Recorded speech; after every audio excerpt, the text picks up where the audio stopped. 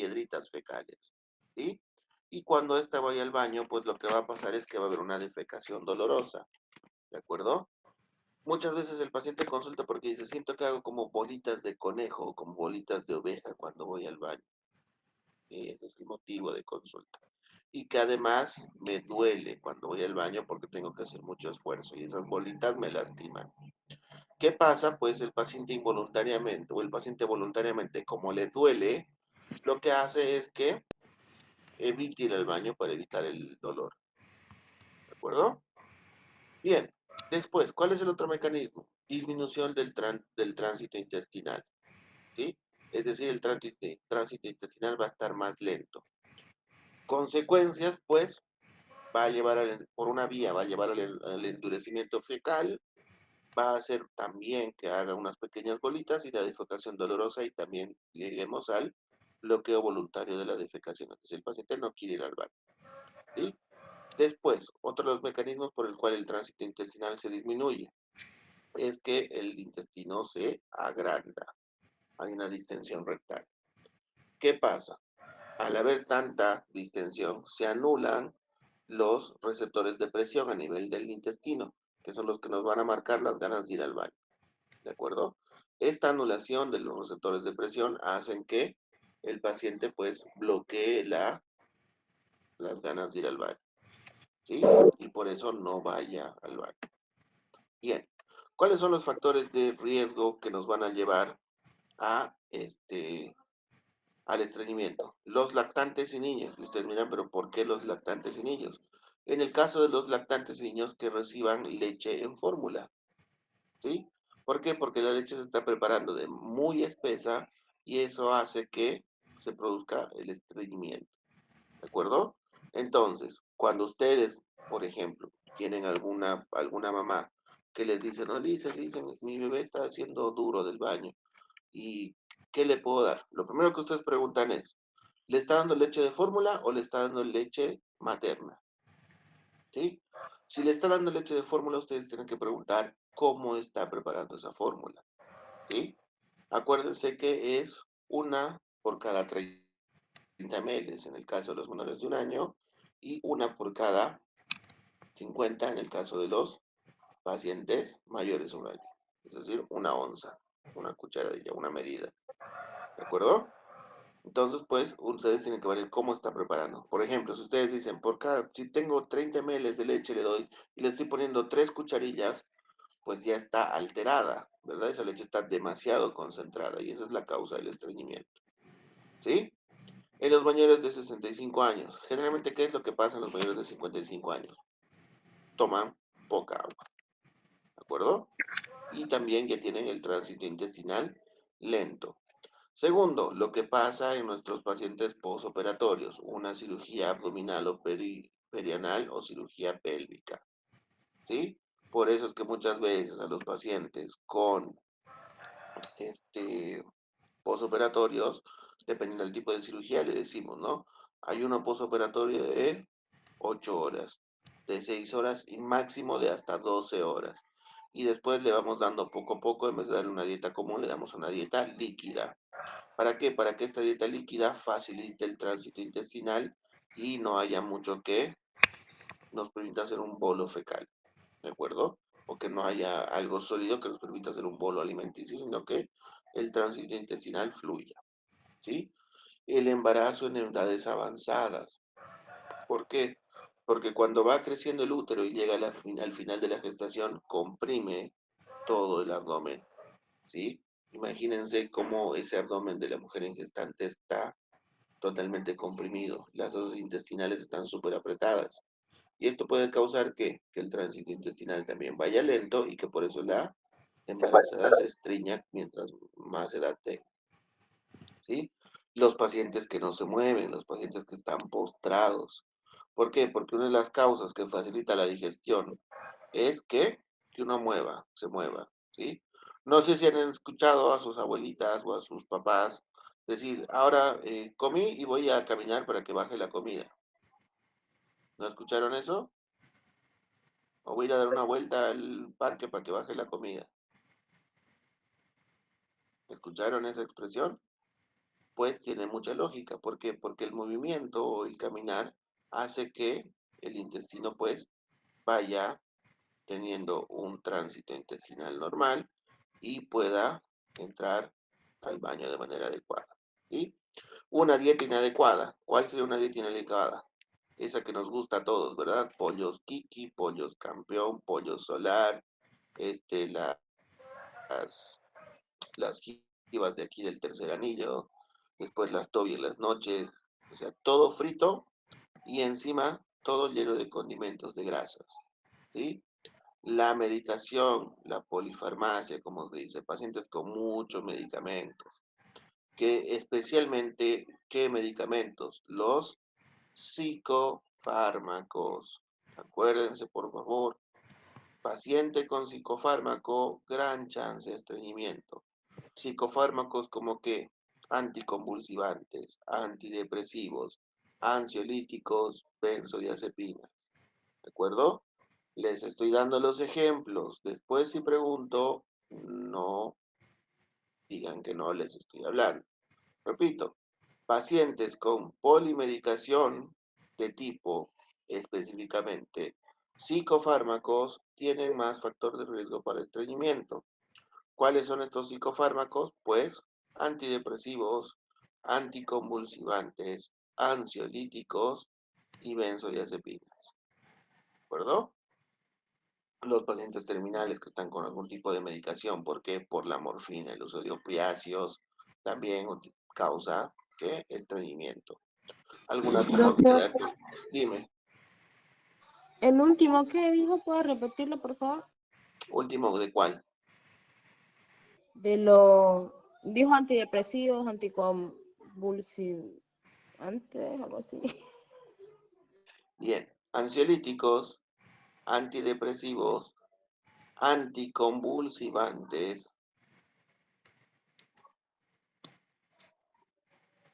Y ahora sí. ahora sí, benzodiazepinas, Y, ajá, benzodiazepina. benzodiazepina, ¿de acuerdo? En los pacientes terminales, ¿por qué? Por el uso de opiáceos, es decir, morfina y derivados. ¿Bien? Y en el caso de los viajes, ¿por qué? Porque en el caso de los viajes, yo puedo apostar que por lo menos de las 22 que están aquí, 5 cuando viajan no entran al baño porque no es el baño de su casa. ¿Sí o no? Y por aquí veo que algunas se están riendo porque sabemos que es verdad. No vamos a decir quiénes son, pero sabemos que es verdad. ¿De acuerdo? También pasa, hay gente que pues se aguanta de entrar al baño porque no es el baño que usted conoce, no es el baño de su casa, y pues cuando van de viaje no entran al baño. Por eso es que a partir del quinto o sexto día, cuando están de viaje, ya dicen, no, ya quiero volver a mi casa porque no puedo entrar al baño, quiero entrar al baño de mi casa. ¿De acuerdo? Bien. ¿Qué más? Vamos a clasificar nuestro, o el estreñimiento en realidad. Vamos a ver qué características tiene el estreñimiento. Primero, vamos a decir que es el estreñimiento de causa primaria, idiopática o funcional, cuando estamos hablando de que hay un tránsito lento a nivel del intestino, es decir, el peristaltismo está disminuido. Segundo, por alguna obstrucción de la salida, es decir, cuando hay un fecaloma, es decir, hay una bola de materia fecal que está tapando la salida a nivel de, ¿qué? Del recto o del sigma, ¿sí? O caso contrario, hay un vólvulo Oye, ya lo comió, intestinal, ¿ya? una ¿Quieres que oclusión se mate, intestinal, ajá? es decir, el intestino lo que ha hecho es torcerse y darse vuelta. Y por eso es que estamos hablando de que hay un estreñimiento, ¿sí? Bien, después tenemos el estreñimiento de tipo secundario. Por ejemplo, cuando hay una patología colorectoanal. ¿De qué tipo? Pues cuando podemos hablar de un cáncer de colon. ¿De acuerdo? Ahí estaríamos hablando de que hay un cáncer de colon, por ejemplo, o un cáncer perianal. Y patologías extracólicas. ¿Qué tipo de patologías extracólicas? En primera instancia puede ser una pancreatitis, puede ser un cáncer de vías biliares, ¿sí? Todo lo que esté relacionado por fuera del colon. Una de las patologías que causa tránsito lento porque produce un dólico megacolon es, ¿qué enfermedad? A ver, ¿El Chagas? así es, el Chagas. Es una de las principales causas de origen primario, ¿sí? Que va a causar dólico megacolon y va a causar un tránsito lento por distensión de la luz colónica. ¿De acuerdo? Bien, el estreñimiento. Uy, ¿qué pasó acá? Se desconfiguró todo esto. Bien, déjame un segundito que voy a arreglar esto, no sé por qué se me ha desconfigurado en la presentación. Ahora sí.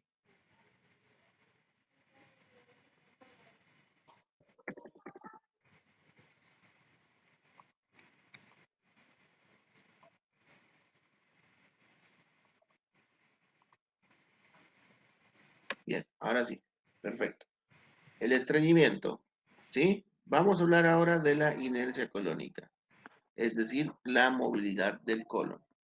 Primero, puede causar una anomalía del plexo mientérico o mesentérico, si quieren. ¿Esto por qué? Porque va a haber una alteración de los nervios que van a inervar justamente el colon.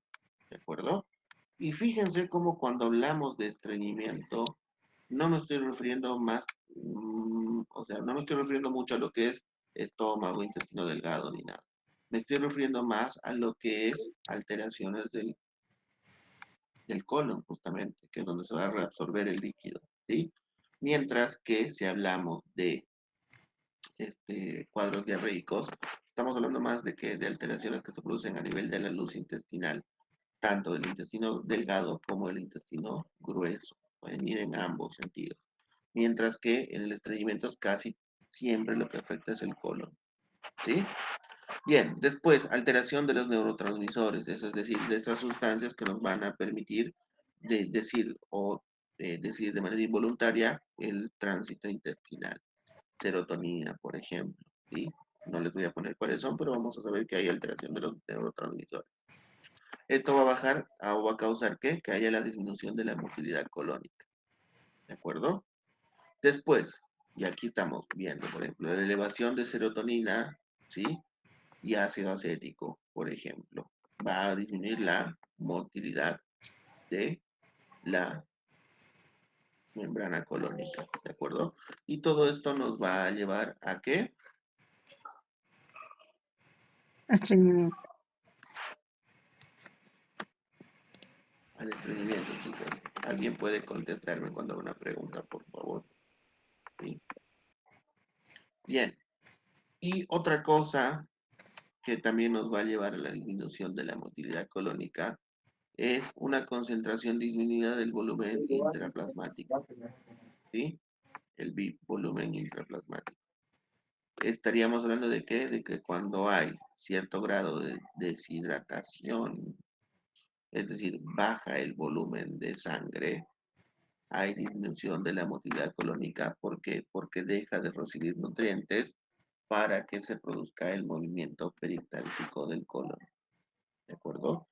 Entonces, en una isquemia también puede haber, ¿qué? Una isquemia mesentérica también puede haber un estreñimiento. Bien. Ahora, ¿qué vamos a hablar? Del estreñimiento cuando hay una obstrucción de la salida, es decir, hay una alteración en la fase final de la vía digestiva. Primero, ¿cuál va a ser? Cuando hay alteración de los músculos a nivel de la relajación, es decir, en una tetania, por ejemplo, el paciente se pone duro, no se puede relajar, está todo tenso y pues no hay relajación muscular, ¿de acuerdo?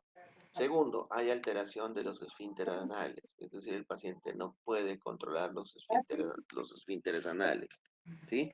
Ejemplo, cuando hay lesiones medulares, ¿sí? Ahí también hay constipación o estreñimiento. Alteración de la sensibilidad rectal. Muchas veces las personas, y esto va más que todo en los varones o los homosexuales, que tienen muchas relaciones sexuales por vía anal, se altera la sensibilidad rectal, ¿de acuerdo?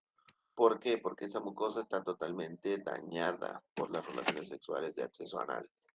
Entonces, pues lo que pasa es que la sensibilidad está disminuida y por ende no va a tener esa sensación de querer ir al baño, ¿sí? Y en el caso de las mujeres multíparas se puede dar por alteración de los músculos del suelo pélvico. Es decir, ha tenido tantos embarazos y el útero ha crecido y se ha reducido tantas veces que los músculos pueden estar totalmente elongados o estirados, ¿sí?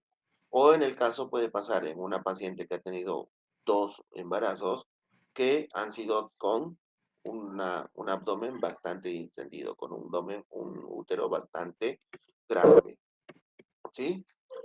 Bien, después tenemos el estreñimiento secundario, ¿de acuerdo?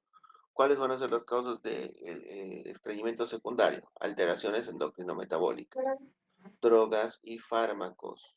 Y acuérdense, entre barra ponemos psicofármacos, enfermedades musculares y del colágeno, alteración del colágeno, ¿sí? Alteraciones neurológicas, ¿cómo qué? Alteraciones neurológicas de qué tipo? Traumas raquimedulares o traumas de la columna espinal, ¿sí? Y por obstrucción mecánica cuando hay el caso de los Pero pólvulos, como en la 18 sigue de humo. ¿de acuerdo? Te doy Entonces, tres esas más. son las causas más frecuentes, Son ¿sí? porque datos. No les voy a entrar mucho detalle, pero lo que me interesa es que sepan cuáles son las causas frecuentes de estreñimiento secundario, ¿de acuerdo? Acuérdense, alteraciones endocrino-metabólicas, drogas y fármacos, enfermedades musculares y de colágeno, alteraciones neurológicas, barra trauma raquimedular y o trauma a nivel de la médula espinal, o un síndrome de Guillain-Barré, por eso les digo que no vamos a entrar en mucho detalle, ¿sí? Y obstrucción mecánica, ejemplo, un vólvulo o una oclusión intestinal, ¿de acuerdo? Bien, ¿qué más? Estreñimiento secundario, aquí está. Y esto sí me parece importante porque lo tenemos que conocer, Incluyen una ¿sí? columnita más de cupia. El Yo estreñimiento eso lo secundario por utilizo drogas y con la fármacos. Aquí disposición. está, analgésicos y anestésicos. Cuando una persona todo el tiempo dice, no, toma ibuprofeno, diclofenac, diclofenac, ketorolac, porque me duele la conciencia, ketorolac. Guarda, Me duele guarda, respirar, ketorolac. Me duele la rodilla, no, diclofenac. Me duele pensar, diclofenac. lo ¿De siento, acuerdo? ¿no es? Entonces, estas son las personas que van a tener tendencia de constipación. Antiácidos, como que el hidróxido de aluminio, también causa constipación. Lo que yo les decía, antidepresivos, ansiolíticos, antipsicóticos, anticonvulsivantes, antiparkinsonianos, todos estos pues van a causar, ¿qué?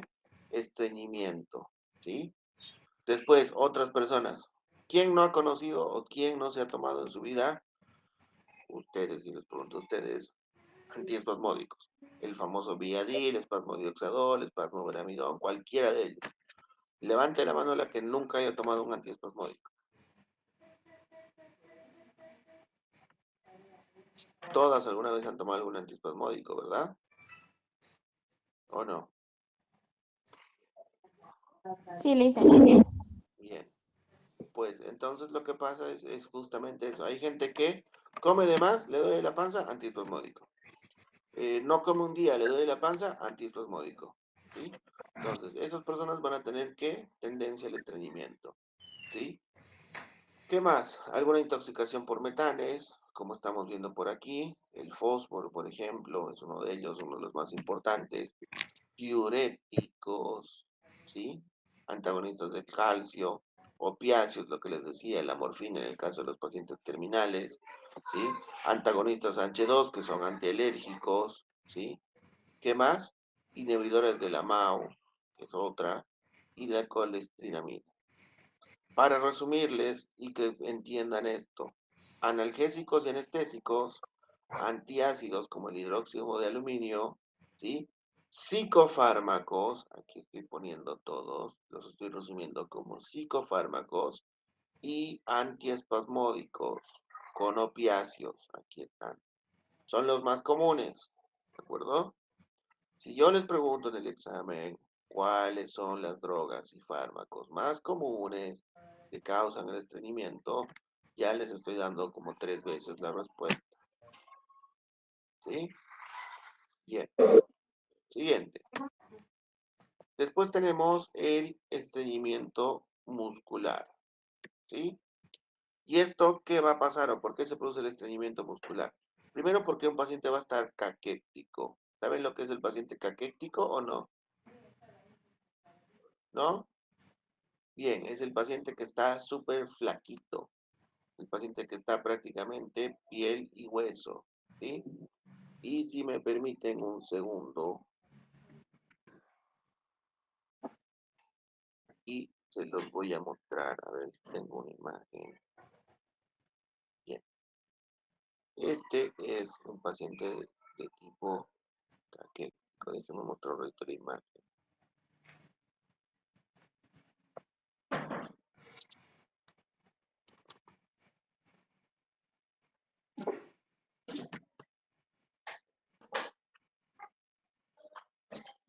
Bien. Déjenme 2 segunditos para que puedan ver, porque me interesa que sepan reconocer esto. ¿Sí? ¿Qué?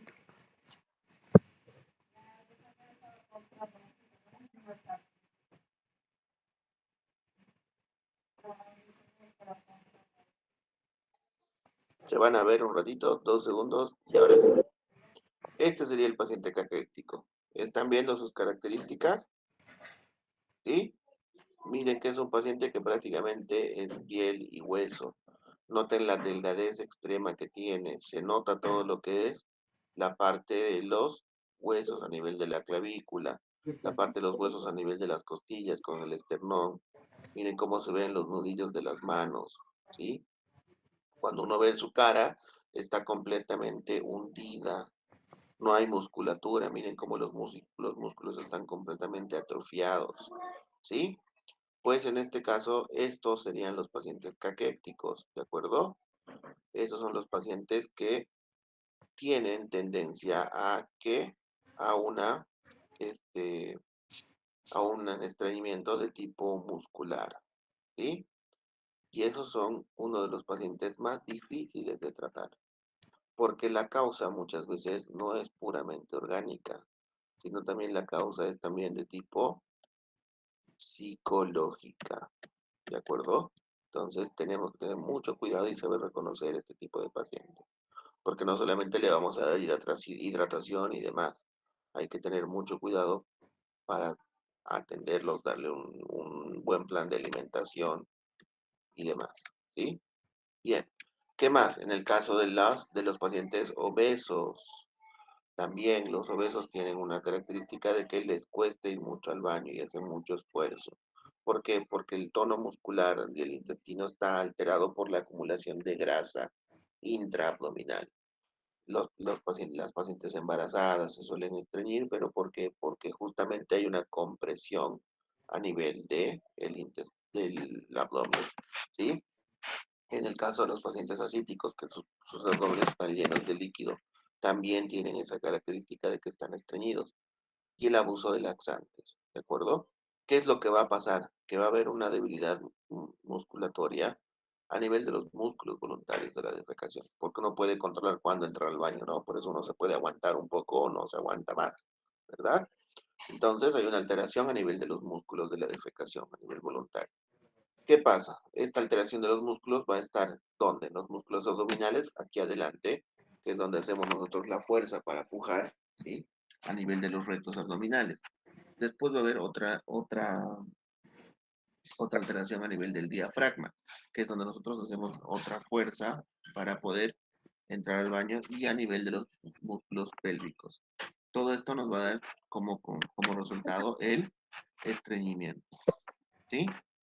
Después tenemos el estreñimiento central. Primero, las causas psicogénicas. Por ejemplo, los pacientes con depresión, los pacientes que tienen alteración mental, los esquizofrénicos, ¿sí? Los paranoides. Van a tener un trastorno emotivo, los depresivos también. ¿Esto por qué? Porque va a haber una alteración con la secreción de adrenalina de manera aumentada, lo que va a disminuir la peristaltis o el peristaltismo. Acuérdense que yo muchas veces les he dicho, la expresión cagarnos de miedo está mal dicha. ¿Sí? Porque la expresión correcta sería nos estamos constipando de miedo, ¿sí?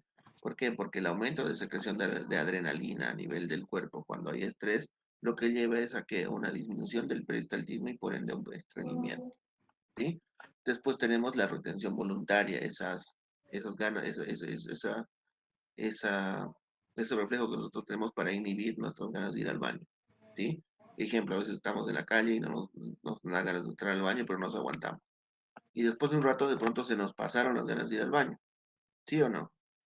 Pues esto es que es una pérdida del reflejo gastrocólico, es decir, nosotros voluntariamente estamos inhibiendo nuestro reflejo para entrar al baño. ¿Qué pasa? Esto primero se hace de manera consciente, poco a poco se va haciendo de manera inconsciente y también nos lleva al estreñimiento, ¿sí? Después puede causarse de un tono excesivo, es decir, el colon está con una dureza permanente, el famoso colon espástico que está todo el tiempo duro, y esto va a interferir con la motilidad intestinal, ¿de acuerdo? ¿Qué otras cosas? Los medicamentos, ya estoy volviendo a decirles, que una tercera vez, opiáceos, meperidina, anticolinérgicos, van a disminuir la función intestinal, ¿sí? Otra vez, traumas raquimedulares, lesión de la médula espinal, alteración de la función intestinal por falta de inervación involuntaria. No hay estímulo que inicie el reflejo de defecación y por ende nos lleva al estreñimiento. Los trastornos postganglionares, ¿sí? ¿Y qué va a pasar? Va a haber un segmento aganglionar que no va a recibir inervación y va a haber bloqueo funcional por falta de peristaltismo también, ¿sí? Está en el caso de que, pues cuando haya algunas neoplasias, por ejemplo, ¿sí? Bien, ¿qué más? Aquí vamos a ver que hay una obstipación del reflejo mecánico, ¿sí? Esto más que todo para que lo conozcan, ¿sí? No les voy a preguntar esta diapositiva, ya les estoy diciendo, pero la tengo que mencionar porque también hay un estreñimiento de tipo mecánico. Esto se va a deber ¿qué? A dos causas primero. Un bloqueo físico real, una obstrucción intestinal mecánica en la luz. Aquí estamos viendo, pueden ser hernias o válvulos, y después estamos viendo de que hay una inhibición refleja intensidad, perdón, una inhibición refleja del intestino por encima de la lesión, en el caso de procesos inflamatorios, por ejemplo, pancreatitis y colecistitis o una apendicitis, por eso es que no hay estreñimiento muchas veces, ¿sí? Y cuando hay hemorroides, fisuras y abscesos, también pues hay alteraciones dolorosas de el recto o del ano, ¿de acuerdo? ¿Esto por qué? Porque las hernias y los volúmenes son muy comunes.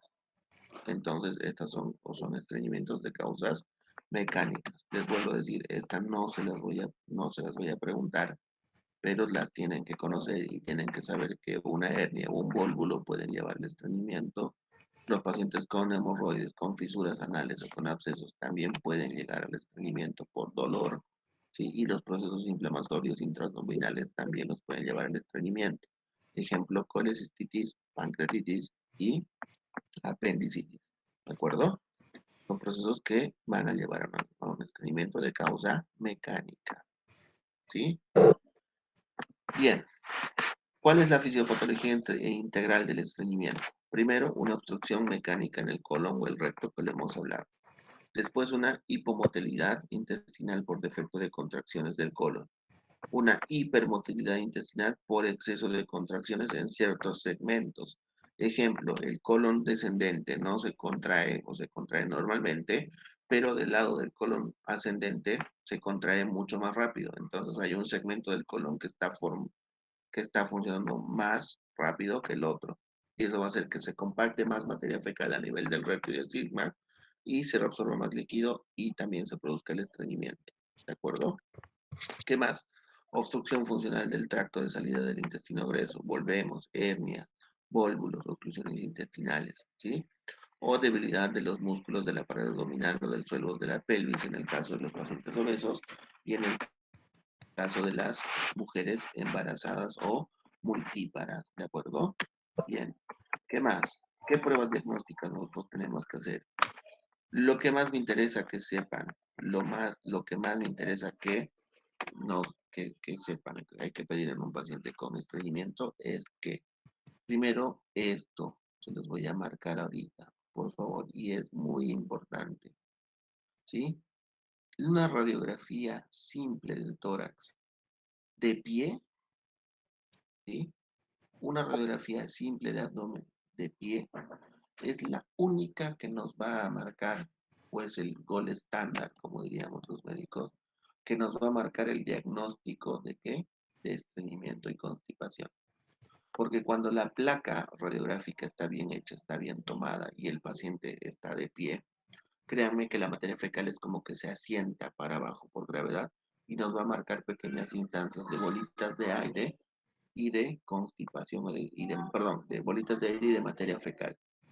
Y vamos a ver que todo el colon en la imagen está llena de materia fecal. Ahí estamos viendo un paciente estreñido, que es el caso de la paciente por la cual me llamaron.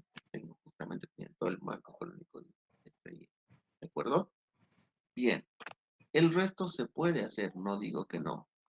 Como por ejemplo una función tiroidea, un tiempo de tránsito colónico, una manometría anal, una video de ecografía.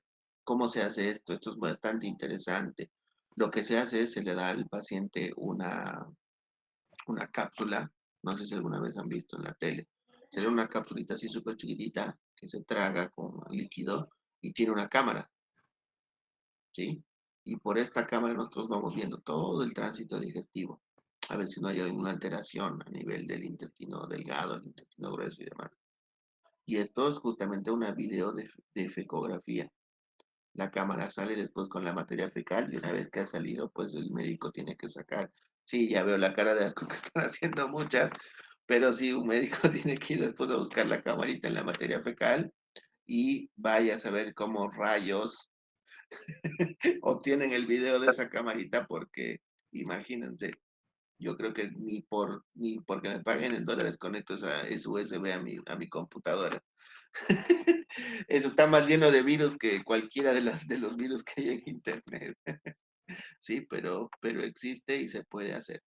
Lo importante es que sepan que la, la única imagen que nos va a ayudar en el diagnóstico de una oclusión intestinal o un estreñimiento es la radiografía simple de abdomen. ¿De acuerdo? Bien, el resto de las pruebas se puede hacer, pero por ejemplo, que si estamos bien sospechando un paciente diabético, si le hacemos glucemia, si estamos viendo que las características pueden ser de un paciente con hipotiroidismo, por ejemplo, le damos una función tiroidea.